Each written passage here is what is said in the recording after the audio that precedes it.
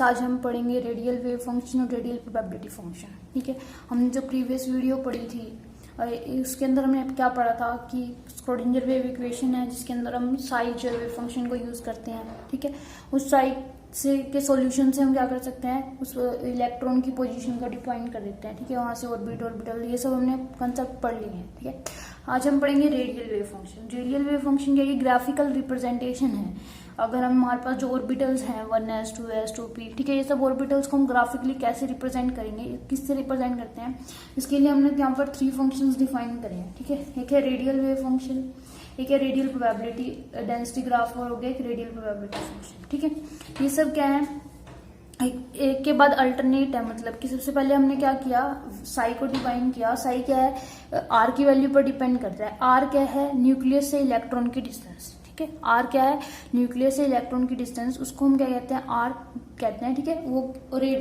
और साई क्या है उस पर डिपेंड करता है, इसलिए हम इसको क्या कहते हैं, रेडियल वेव फंक्शन भी बोल देते हैं। ठीक है, साई को हम रेडियल वेव फंक्शन भी बोलते हैं। ठीक है, जब हम इसको सोल्व करते हैं हमारे पास एक इक्वेशन आती है जो हमारे सिलेबस में नहीं है, बट हमारे पास सिलेबस में ग्राफ है। तो इक्वेशन आती है, उसको उसके रिलेटेड हम ग्राफ रिप्रेजेंट करते हैं। जब साई का यानी रेडियल वेव फंक्शन का और आर का, तो हमें 1s के लिए ऐसा ग्राफ मिलता है। इस ग्राफ का मतलब क्या है कि जो यहाँ पर जो इलेक्ट्रॉन डेंसिटी है वो मैक्सिमम है, और जैसे जैसे हम ऊपर से आर की वैल्यू इंक्रीज होती रहती है, इसकी इलेक्ट्रॉन की डेंसिटी जो है वो डिक्रीज होती रहती है। ठीक है, और फॉर 2s के लिए हमारे पास ऐसा ग्राफ आता है। इस ग्राफ के अंदर क्या है कि यहाँ पर जो है एक पॉइंट आता है, एक आर डिस्टेंस आती है जहां पर साई की वैल्यू 0 है, और जो ये डिस्टेंस है इसको हम क्या कहते हैं, इस पॉइंट पे क्या कहते हैं, नोडल पॉइंट कहते हैं या फिर नोड कहते हैं। ठीक है, नोड क्या हो गया, the point where the probability of the finding electron is 0। ठीक है, तो यहाँ पर क्या इसके अंदर 1 नोड आता है 2s के लिए। ठीक है, तो ns के लिए हम नोड का क्या फॉर्मूला आता है हमारे पास, नंबर ऑफ नोड किसके इक्वल होते हैं फॉर ns। ठीक है, s ऑर्बिटल्स के लिए नंबर ऑफ नोड किसके इक्वल होते हैं, n-1 के लिए होता है। n क्या प्रिंसिपल क्वांटम नंबर है। जब n इज इक्वल टू 1 है तो नंबर ऑफ नोड 0 है, n इज इक्वल टू 2 है तो नंबर ऑफ नोड क्या होगा, n 2 - 1 1 हो गया। यहाँ हमने देख लिया, यहाँ पर 2s है तो n-1 हो जाएंगे नंबर ऑफ नोड, यानी 2 - 1 इज इक्वल टू 1 1 हो गया यहाँ पर। और 2p के लिए हमारे पास कैसा ग्राफ आता है, ऐसा ग्राफ आता है कि यहाँ पर पहले 0 होती है, फिर इंक्रीज होने स्टार्ट होती है, उसके बाद क्या होती है, मिनिमम होने स्टार्ट हो जाती है। ठीक है, यहाँ पर हम क्या ऑब्जर्व कर रहे हैं ग्राफ से कि जब हम ये ग्राफ देखते हैं यहाँ पर क्या है, इसकी वैल्यू यहाँ पर तो 0 हो जाती है, इसके बाद इसकी वैल्यू नेगेटिव हो जाती है, यानी कि electron finding probability is negative. ये क्या है, यहाँ पर जो ये ग्राफ्स हैं हमें रेडियल वेव फंक्शन कोई प्रॉपर एक्सप्लेनेशन नहीं दे पाते इलेक्ट्रॉन के बारे में। ठीक है, यानी कि रेडियस यानी आर के साथ जैसे जैसे डिस्टेंस न्यूक्लियस से इंक्रीज हो रही है तो इलेक्ट्रॉन कैसे वेरी करते हैं, यहाँ पर नेगेटिव इलेक्ट्रॉन का क्या मतलब है, ये प्रॉपर एक्सप्लेनेशन नहीं दे पाते। इसके लिए हमारे पास क्या होता है, हम सेकंड फंक्शन डिफाइन करते हैं। उससे पहले हम ये देख लेते हैं कि अगर np के लिए नंबर ऑफ नोड किसके इक्वल होते हैं, n-2 के इक्वल होते हैं, n-2। अगर n2 के इक्वल है तो नोड क्या हो जाएंगे, 0 हो जाएंगे। ठीक है, रेडियल तो हम सेकंड फंक्शन डिफाइन करते हैं जिसको कहते हैं रेडियल प्रोबेबिलिटी डेंसिटी ग्राफ या रेडियल प्रोबेबिलिटी डेंसिटी कर्व। ठीक है, ये किसने दिया था, मैक्स बोर्न ने डिफाइन किया था ये फंक्शन। उसने क्या कहा था कि जो square of radial wave function उसको हम रेडियल प्रोबेबिलिटी डेंसिटी कहते हैं। ठीक है, हमने पढ़ाई था कि जो साई स्क्वायर है वो क्या है, उसका सिग्निफिकेंस है, साइज का सिग्निफिकेंस नहीं है, साई क्या प्रोबेबिलिटी डेंसिटी देता है हमें। ठीक है, तो हम इसको क्योंकि साई है आर पे डिपेंड कर रहा है, R distance the radius electron from the nucleus, तो जो साई स्क्वायर है उसको भी क्या कहते हैं, रेडियल प्रोबेबिलिटी डेंसिटी कहते हैं। ठीक है, तो ये क्या रहता है, it gives the probability density of finding the electron at a particular point along the radius line. ठीक है, यानी कि पर्टिकुलर पॉइंट पे जो हम निकाल रहे हैं प्रोबेबिलिटी डेंसिटी निकाल के बारे में देता है कि ऑर्बिट के अंदर हमने ऑर्बिट डिफाइन की थी, वहां पे हमने शेप बनाई थी कि ऑर्बिट के अंदर कितने इलेक्ट्रॉन जा सकते हैं, उसके बारे में वो या वो कैसे वेरी कर रहे हैं आर के साथ, वो बताता है हमें। ठीक है, तो हमने इसके लिए इसके अकॉर्डिंग ग्राफ ड्रॉ किया। तो साई स्क्वायर के लिए हमारे पास कैसा ग्राफ आता है, जैसा हमारे पास उसके लिए आता है लगभग वैसा ही है। तो यहाँ पर हमारे पास ऐसा आता है कि यहाँ पर मैक्सिमम वैल्यू है और धीरे धीरे वैल्यू डिक्रीज होती रहती है, यानी कि जैसे जैसे आर इंक्रीज हो रहा है 1s के लिए इलेक्ट्रॉन डेंसिटी भी डिक्रीज हो रही है, नंबर ऑफ इलेक्ट्रॉन जो है वो रेंज में डिक्रीज हो रहे हैं। और 2s के लिए क्या आता है कि जैसे जैसे स्टार्टिंग में वैल्यू क्या होती है अराउंड न्यूक्लियस के पास क्या होती है, जो यहाँ पर वैल्यू क्या होती है, ये मैक्सिमम होती है। Maximum means probability finding electron जो है around nucleus is maximum age distance from the nucleus increases. तो इसे जाते इलेक्ट्रॉन जो ये डेंसिटी है वो डिक्रीज होती रहती है, यानी प्रोबेबिलिटी फाइंडिंग इलेक्ट्रॉन डिक्रीज होती रहती है, और एक पॉइंट पे आकर के वो जो प्रोबेबिलिटी है वो 0 हो जाती है। उस पॉइंट को हम क्या कहते हैं, नोड कहते हैं। और फिर उस पॉइंट के बाद क्या होती है, प्रोबेबिलिटी इंक्रीज होनी स्टार्ट हो जाती है, फिर एक मैक्सिमम पॉइंट पर पहुंचती है, फिर डिक्रीज होनी स्टार्ट होती है। ठीक है, ये हमने क्या किया था 2s के लिए। और 2p के लिए कैसा ग्राफ आता है, 2p के लिए ऐसा ग्राफ आता है कि स्टार्टिंग में प्रोबेबिलिटी जो है वो 0 होती है, और जैसे जैसे r इंक्रीज होता रहता है प्रोबेबिलिटी मैक्सिमम टर्म पे पहुंच जाती है, उसके बाद क्या हो डिक्रीज होनी स्टार्ट होती है। ये इस ग्राफ से क्या होता है कि हमें पता चलता है कि जो s ऑर्बिटल के लिए इलेक्ट्रॉन डेंसिटी है वो न्यूक्लियस पर क्या होती है, मैक्सिमम होती है, अराउंड न्यूक्लियस मैक्सिमम होती है।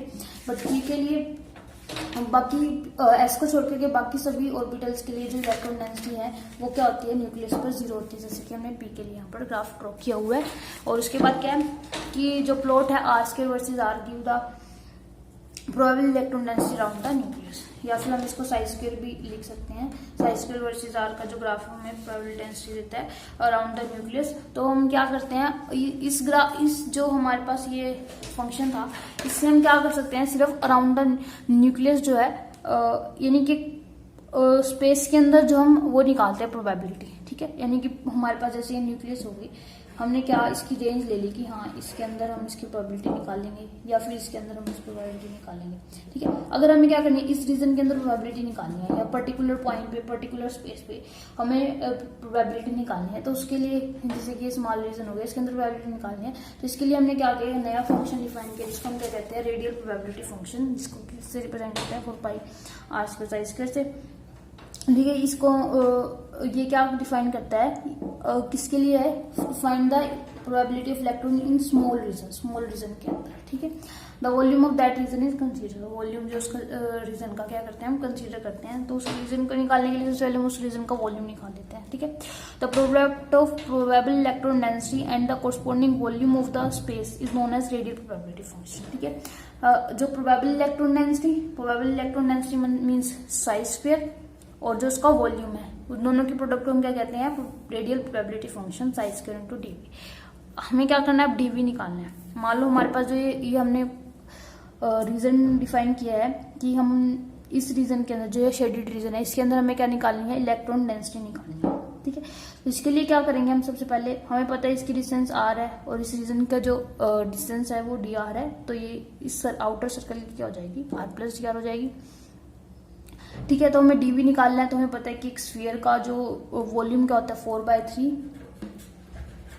πr³ होता है। ठीक है, तो यानी अंदर वाले स्फीयर का वॉल्यूम तो 4/3 πr³ हो जाएगा, बाहर वाले स्फीयर का वॉल्यूम 4/3 πr क्या है वहां पर r+dr³।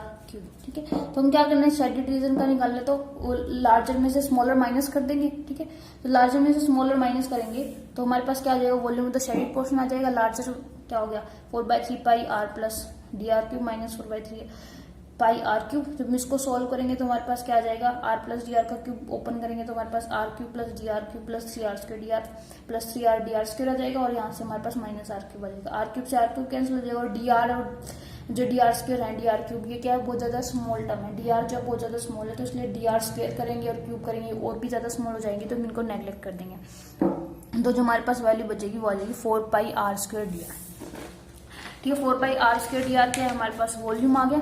ठीक है, 4πr²dr क्या हमारे पास वॉल्यूम आ गया, तो हमारे पास ψ² क्या रेडियल प्रोबेबिलिटी फंक्शन क्या आ जाएगा, ψ² इंटू इसको ψ² से हम RDF लिख सकते हैं हम उसको, रेडियल प्रोबेबिलिटी फंक्शन, तो ψ² यानी 4πr²dr इंटू ψ², ये हमारे पास क्या आ जाएगा, रेडियल प्रोबेबिलिटी फंक्शन आ जाएगा।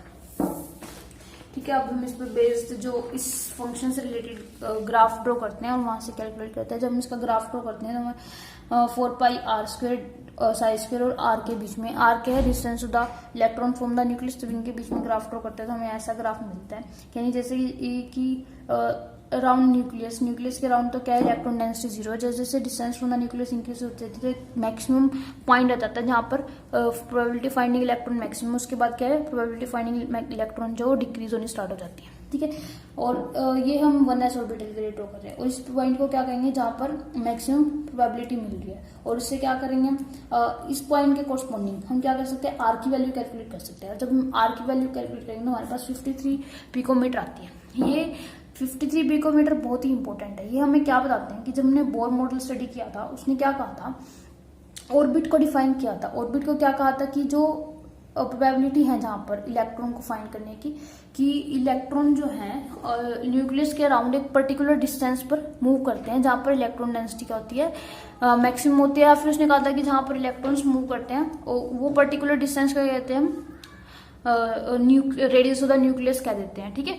तो उसने जो वैल्यू कैलकुलेट की थी 1s ऑर्बिटल के लिए आर की, यानी कि न्यूक्लियस से मैक्सिमम प्रोबेबिलिटी की, इलेक्ट्रॉन के की मैक्सिमम प्रोबेबिलिटी की जो वैल्यू कैलकुलेट की थी, उसने क्या कहा था कि जैसे कि न्यूक्लियस है वो कहता है कि एक पर्टिकुलर डिस्टेंस पे, न्यूक्लियस से पर्टिकुलर डिस्टेंस पे जो इलेक्ट्रॉन है वो मूव करते रहते हैं, ठीक है। उसने उसको और भी डिफाइन किया था कि एक पर्टिकुलर डिस्टेंस पे एक स्पेस होता है जिसके अंदर इलेक्ट्रॉन मूव करते रहते हैं, उसको ऑर्बिट कहा था, सर्कुलर मोशन जिसमें रहता है, ठीक है। और इसने ये डिस्टेंस 53 पिकोमीटर कैलकुलेट की थी। और जब हमने इस ग्राफ ड्रॉ किया, यहाँ से भी हमारे पास 53 पिकोमीटर आती है, यानी कि जो 53 पिकोमीटर बोर्ड ने डिफाइन की थी वो सेम है। बट क्या था, बोर्ड ने कहा था कि यहीं पर इसी डिस्टेंस पर क्या करेंगे, इलेक्ट्रॉन मूव करेंगे।